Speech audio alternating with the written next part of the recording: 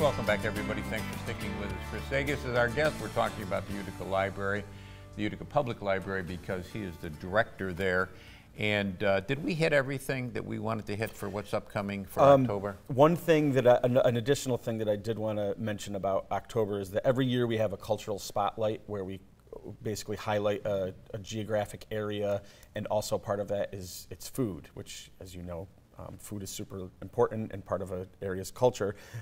This year we're highlighting British cuisine.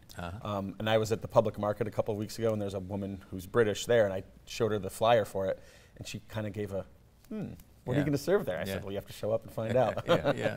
And I guess that's what you're wanting to do. Libraries all across the country are trying to get more people through the doors, and it's important to get people through the doors. If you don't, then what's your reason for being? Yeah, absolutely. And these are the things that I alluded to earlier, that people still want a place to gather, a civic space to gather in public and work with other people. And they also, a lot of people, as I mentioned before the break, a lot of people don't have computers at home, and they get an opportunity to get online at the Utica Public Library. Yeah, absolutely. One of the things that's actually happened over the last couple months is our Wi-Fi. We have Wi-Fi all over the building, so people come in with their own devices and they can access the internet with their own devices.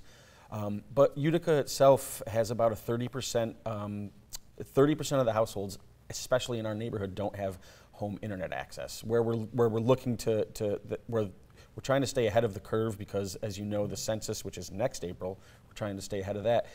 They're pushing people to respond online. So we have a group together. There's a lot of community interest and input into making sure that we count everybody, and the library is going to be a significant part of the public outreach effort. How many computers for the public are available there? We have, I want to say it's almost 20 at any one time in our public lab.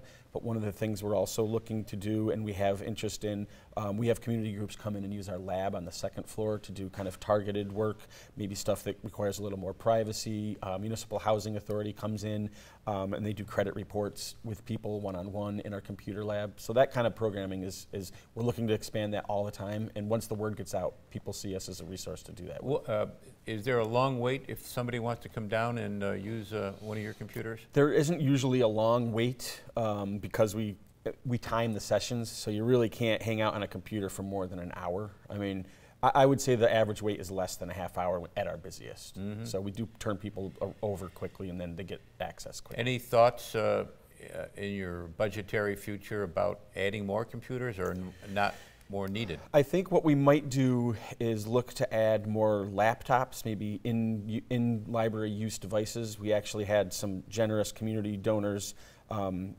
purchase some new things. They're called launch pads. They're actually early literacy.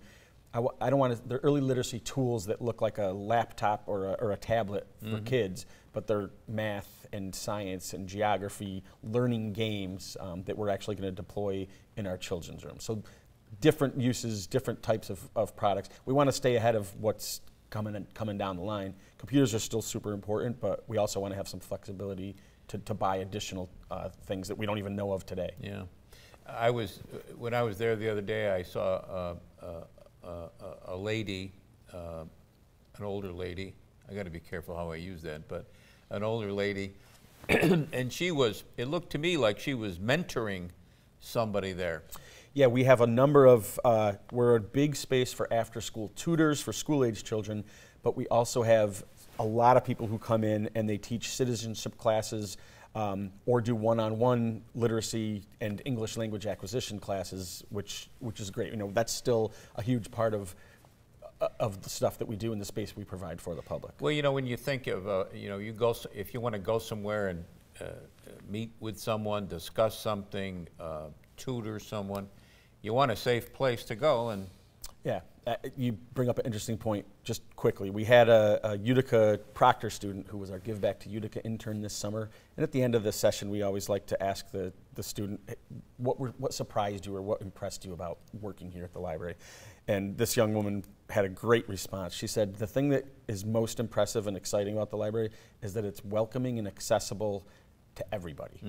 And sometimes I don't think we can repeat that enough, is that we are that space. We strive to always provide a safe, welcoming environment for people to explore their own curiosity. Yeah. Is there an accreditation? I would guess there would be, or some kind of a way that libraries are rated and.